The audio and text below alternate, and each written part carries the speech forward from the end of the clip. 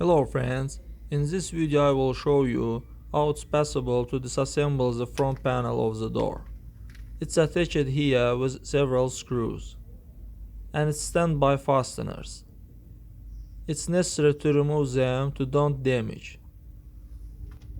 Friends, but before starting the video, subscribe to our channel, put like and don't forget to put a bell so as not miss new video on the channel.